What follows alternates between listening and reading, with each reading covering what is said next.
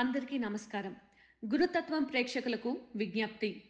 G Telugu ఓంకారం videos మరియు గురుతత్వం channel వీడియోస్‌తో fake YouTube channels మరియు ఐడీలు క్రియేట్ చేసి మిమ్మల్ని గురూజీ పేరు చెప్పి మోసం చేస్తున్నారు.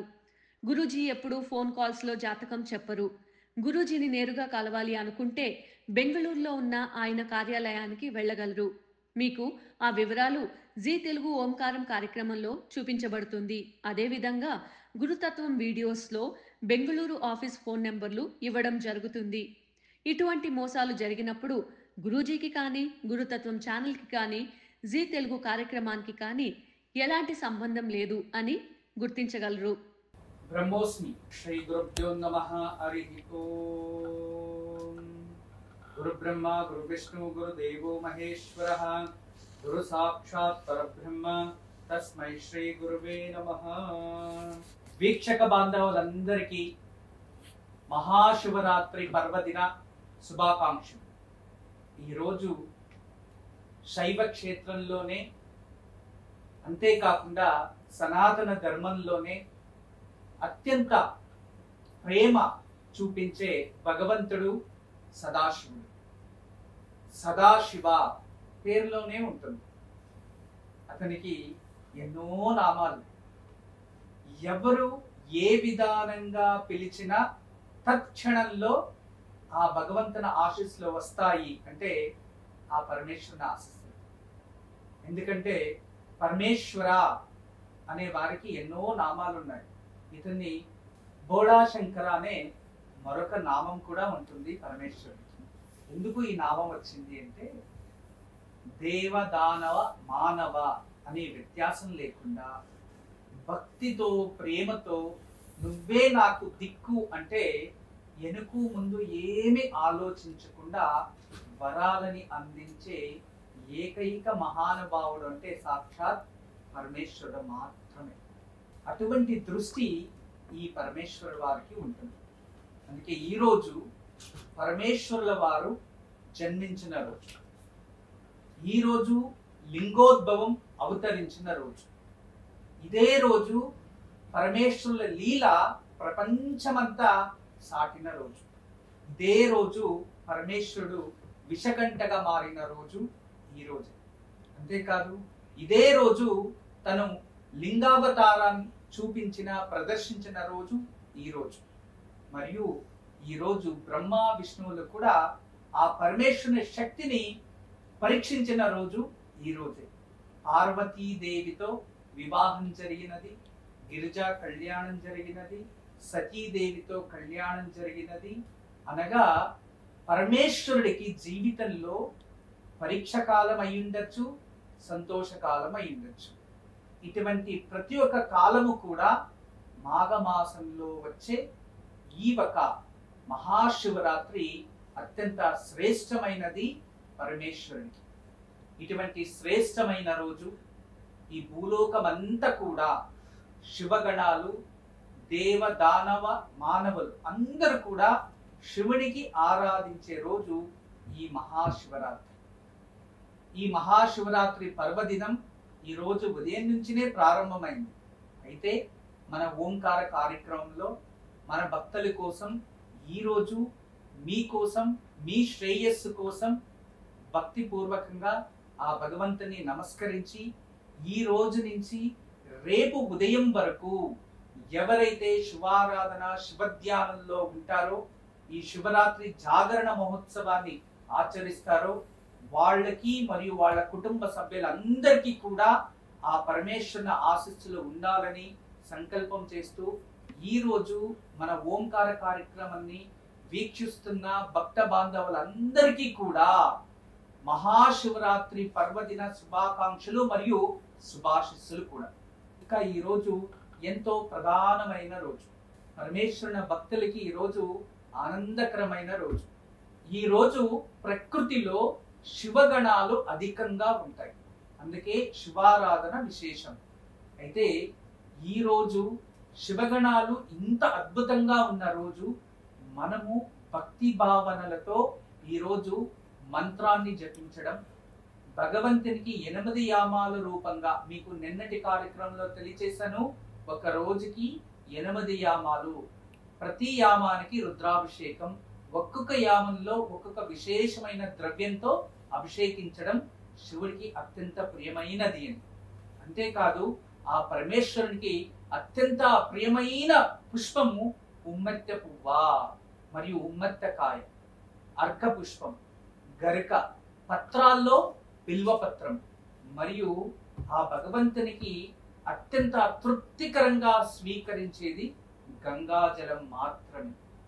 అందువలన ఈరోజు గంగాజలంలోకి మీరు పాలు, గంగాజలంలోకి గంధము, గంగాజలంలోకి భస్మము, ఇలా మన ఇంట్లో ఉన్న గంగామాతలో మన ఇంట్లో ఉన్న శుభ్రమైన నీరుని తీసుకొని అందులో ఏ మంగళ ద్రవ్యమైన వేసి ఆ భగవంతునికి భక్తితో సమర్పించుకుంటే అతను తృప్తిగా స్వీకరించి మీ కోరికల్ని పరీక్ష పెట్టకుండా తీర్చేస్తాడు. అటువంటి గొప్ప రోజు ఈ మహాశివరాత్రి. ఇది కేవలం భక్తి మార్గాన్ని ఎన్నుకున్న వారికి మాత్రమే కాదు, ప్రకృతిపైనే ప్రభావం చూపించే అద్భుతమైన జాగరణ, అద్భుతమైన రాత్రి ఈ రోజు జరిగే మహాశివరాత్రి. ఇది ప్రకృతిలో జరిగే మార్పు, ఖగోళ శాస్త్రంలో మరియు ప్రకృతిలో వ్యత్యాసం ఈ రోజు మనకి తెలుస్తుంది. అందుకే ఈ రోజు ఎవరైతే ఆహార పదార్థాలని, అంటే ఈ రోజు కొన్ని ఆహార పదార్థాలని సేవించడం నిషిద్ధం. ఇలా ఆహార పదార్థాలని సేవించకుండా మనిషి తన ఏకాగ్రతని పెంచుకుంటూ మీ యొక్క ధ్యాస పరిపూర్ణంగా శివుడిపై కేంద్రీకరించి భగవంతుని నామాన్ని జపిస్తూ మీరు పరమేశ్వరుని పూజిస్తే ఈ ప్రకృతిలో జరిగే మార్పు అనేది ఏదైతే ఉంటుందో ఆ మార్పు వల్ల మీ శరీరంపై ఎటువంటి ప్రభావం లేకుండా ఆరోగ్యంగా ఉంటారు.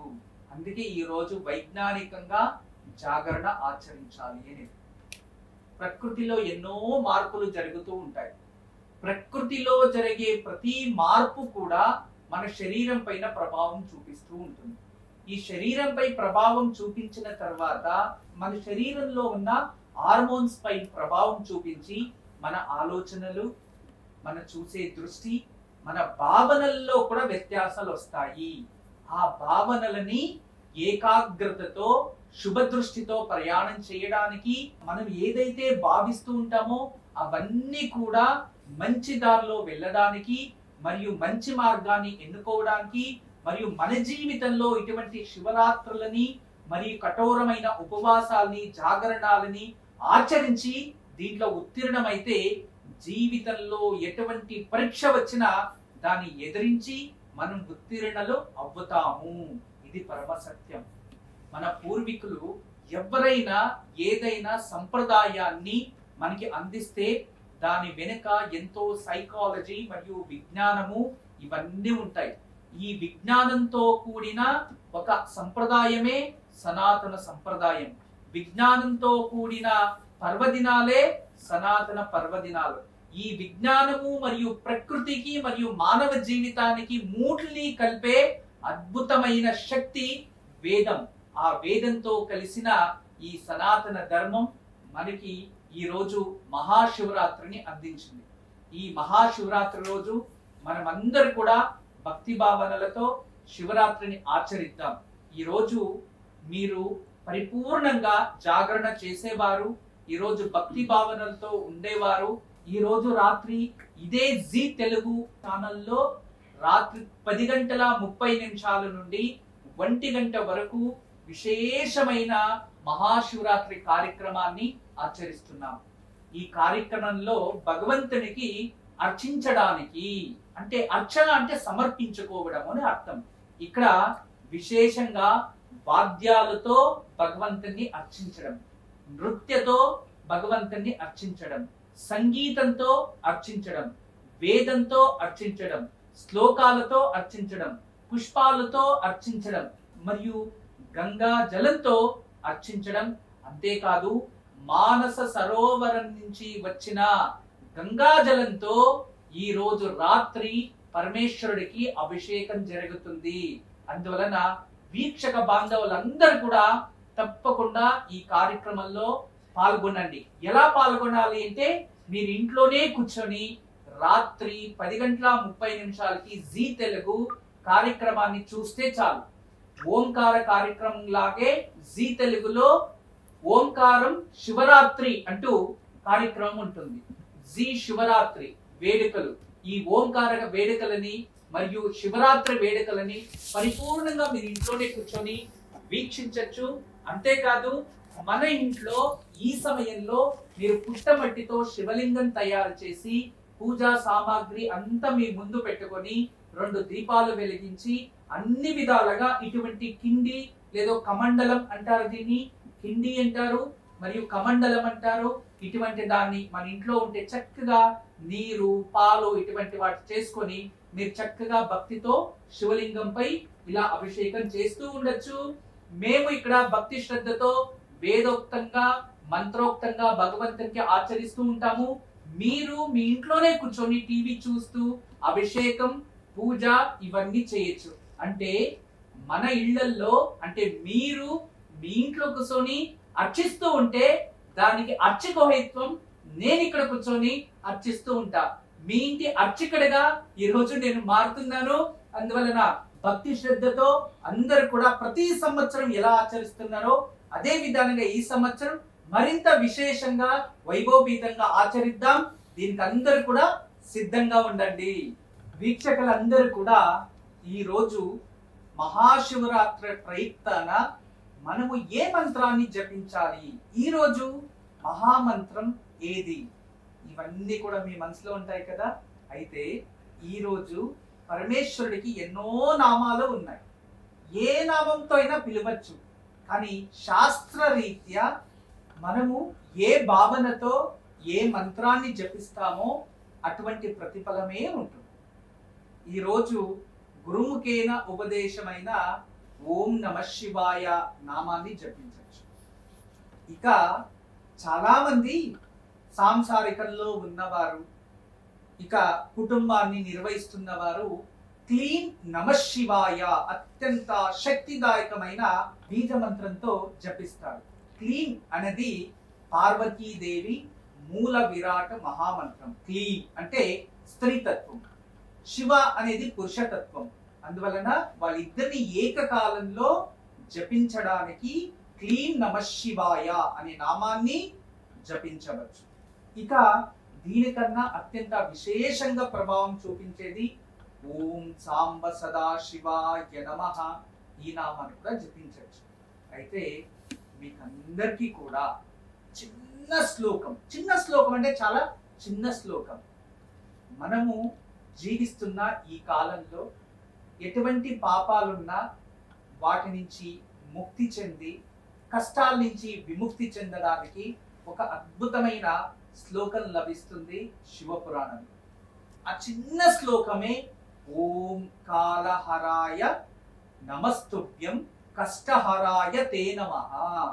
గుర్తుంచుకోండి, కాలహరాయ నమస్తుభ్యం కష్టహరాయ తే నమః. కాలహరాయ నమస్తుభ్యం కష్టహరాయ తే నమః. కాలహరాయ నమస్తుభ్యం కష్టహరాయ తే నమః. ఈ నామాన్ని మీరు జపిస్తూ భగవంతునికి అక్షతలు సమర్పించుకున్నా, నువ్వులు సమర్పించిన, పుష్పాన్ని సమర్పించిన, అది స్వీకరించగానే భగవంతుడు కాలహరాన్ని చేసి కష్టహరం చేస్తారు అని విశేషం. అందువలన ఈరోజు భక్తిపూర్వకంగా మీకు మంత్రాలు రాకపోయినా, అష్టకాలు చదవడానికి కాకపోయినా, భక్తి అనేది మీలో ఉండి ఆ భక్తిపై మీ మనసు కేంద్రీకరించి మీ దృష్టి శివుడిపై పెట్టి ఓం కాలహరాయ నమస్తుభ్యం కష్టహరాయ తే నమః అని ప్రతి పుష్పాన్ని సమర్పించండి.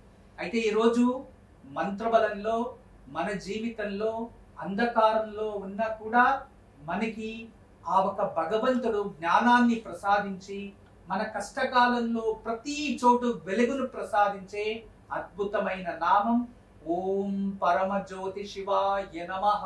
ఈ నామం గుర్తుంచుకోండి, అత్యంత శక్తివంతమైన నామం, అందరూ జపించవలసిన నామం ఓం పరమజ్యోతి శివాయ నమః. పరమ జ్యోతి శివాయ నమః. ప్రతిరోజు ఎన్నో మనము నామాలు జపిస్తాం. అయితే ఈ రోజు ఈ నామానికి ఎందుకు అంత శక్తి అంటే, ఇదే రోజు పరమ జ్యోతి స్వరూపాన్ని ప్రదర్శించిన రోజు. అప్పుడు దేవతలందరూ కూడా నమస్కరించి ఓం పరమ జ్యోతి స్వరూపాయ నమః, ఈ నామంతోనే జ్యోతిర్లింగము అనే నామధేయం ఉత్పత్తి అయింది. అందువలన ఈ నామానికి చాలా విశేషమైన శక్తి ఉంది అని లింగ పురాణంలో, శివ పురాణంలో విశేషంగా తెలియచేశారు. అందువల్ల ఈ రోజు మనమందరూ కూడా ఇప్పటి నుంచి రేపు ఉదయం సూర్యోదయం అయ్యే వరకు మనమందరూ ఓం పరమ జ్యోతి శివాయ నమః అనే నామాన్ని జపిద్దాం. ఓం పరమ జ్యోతి శివాయ నమః. వీక్షకులందరూ కూడా ఈ నామాన్ని ఈ రోజంతా జపించండి. ఆ భగవంతుడు జ్యోతిర్లింగ స్వరూపుడైన సాక్షాత్ పరమేశ్వరుడు మన కష్టాలని దూరం చేసి, మనము ఏ ఒక సంకష్టంలో ఉంటామో అక్కడ వెలుగుని అందిస్తూ ఆ ఒక కష్టం నుంచి మనకి బయటపడడానికి 100 మార్గాలు కనబడతాయి. చీకటిలో ఉంటే ఎవరు ఏ ప్రయాణాన్ని చేయలేరు.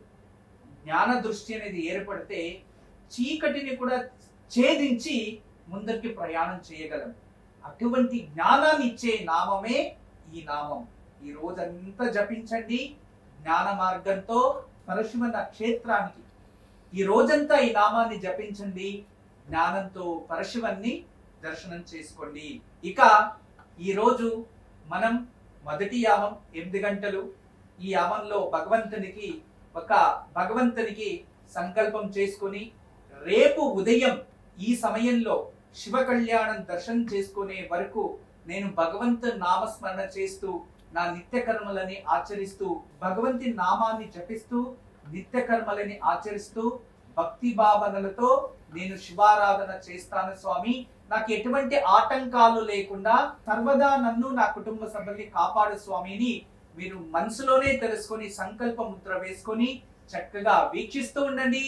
మీ తరపున గణపతి ప్రార్థన మరియు సాక్షాత్ భగవంతుడికి ఇక్కడ పంచామృత అభిషేకం చేసి ఆరతిని అందిస్తాను. అందరికీ నమస్కారం. ఈరోజు మీకు అందరికీ కూడా శ్రీవాస్తు యంత్రం గురించి పరిచయం చేయడానికి వచ్చాను. శ్రీవాస్తు యంత్రం మీరు చూస్తున్నారు. శ్రీవాస్తు యంత్రం, ఈ శ్రీవాస్తు యంత్రం ఈ విధానంగా 9 ఇంచెస్, ఇలా 9 ఇంచెస్, ఇలా 9 ఇంచెస్ ఉంటుంది. తదుపరి బ్యాక్ సైడు ఇలాంటి 9 చక్రాలు ఉంటాయి. ఫ్రంట్ ఈ ఒక గ్లోబ్స్లా ఒక 9 డాట్స్ ఉన్నాయి చూడండి, ఇలా 9. ఇది శ్రీవాస్తు యంత్రం అనేది ఒక కాస్మిక్ ఎనర్జీని అట్రాక్ట్ చేసుకుంటుంది. నెగిటివ్ ఎనర్జీని ఇంట్లో నుంచి బయటికి తరిమేస్తుంది. ఇది మీకు అందరికీ దానికి పరిష్కార మార్గంగా నేను ఇవి సూచిస్తున్నా. ఎందుకంటే చాలామంది పిల్లలు సరిగా చదువుతలేదు, ఇంకొకరు మా ఇంట్లో ప్రశాంతత లేదు, భార్యాభర్తల మధ్యలో సఖ్యత లేదు, దేవుడి గదిలో సరిగా పూజ చేయలేకపోతున్నా, ఇంట్లో ఏదో తెలియని బాధ అనిపిస్తుంది, మా ఇంట్లో ఎప్పుడు కూడా ఏదో తెలియని ఒక శ్మశానంకి వెళ్ళినట్టు అనిపిస్తూ ఉంటుంది, మా ఇంట్లో కలగానే ఉండదు ఎప్పుడు కూడా. ఇక మా ఇంటికి చాలామంది వచ్చిన వాళ్ళంతా వాస్తు దోషం అని చెప్తూ ఉన్నారు, మేము ఏం చేయాలి అని ప్రశ్నిస్తూ ఉండేవారు. వాళ్ళందరికీ కూడా ఒక మార్గోపాయం చాలా రోజుల తర్వాత రీసెర్చ్ చేసి ఇప్పుడు ఈ శ్రీవాస్తు యంత్రాన్ని మేము చూపిస్తున్నాం. ఈ శ్రీవాస్తు యంత్రాన్ని ఎప్పుడైతే ఎక్కడ ఫాల్ట్ అనిపిస్తుందో అక్కడ ఒక మేక కొట్టి తగిలించాలి, అంతే. పిల్లలు చదువుతా లేదు, చదివే రూమ్లో పిల్లలు ఏకాగ్రతగా చదవాలి అనుకుంటున్నారా, అక్కడ ఒకటి తగిలించండి. మీరు నిద్రించే ఒక రూమ్లో మాకు సరిగా నిద్ర వస్తా లేదు, పడుకుంటే చెడు కళలు వస్తున్నాయి, నిద్రించే గదిలో ప్రశాంతత లేదు అనిపిస్తుంది, అక్కడ ఒకటి తగిలించండి. లేదు ఎవరో వాస్తు దోషం అని చెప్పారా, ఇంట్లో వాస్తు దోషాని కోసం ఇంటి హాల్లో ఒకటి తగిలించండి. లేదా పూజ గదిలో ఏదో ప్రశాంతత లేదు, సరిగ్గా ఏకాగ్రత లేదు, మెడిటేషన్ చేయలేకపోతున్నా అంటే పూజ గదిలో ఒక మేక కొట్టి అక్కడ ఒకటి తగిలించండి. ఎక్కడైతే ఇంట్లో వాస్తు దోషం ఉంది అని ఎవరైనా చెప్తారో ఆ ప్రదేశంలో, ఆ ప్లేస్లో జస్ట్ ఒక మేకు కొట్టి దాన్ని తగిలించండి, ఆ వాస్తు దోషం అక్కడి నుంచి వెళ్ళిపోతుంది. చాలా అద్భుతము, చాలా విశేషమైన శ్రీవాస్తు యంత్రం మీ వరకు తయారు చేయించాము. దీన్ని ఉపయోగించండి, దీన్ని లాభం పొందండి. నమస్కారం. వాస్తు యంత్రం సంప్రదించవలసిన నెంబర్లు 8884452344, 040682766622.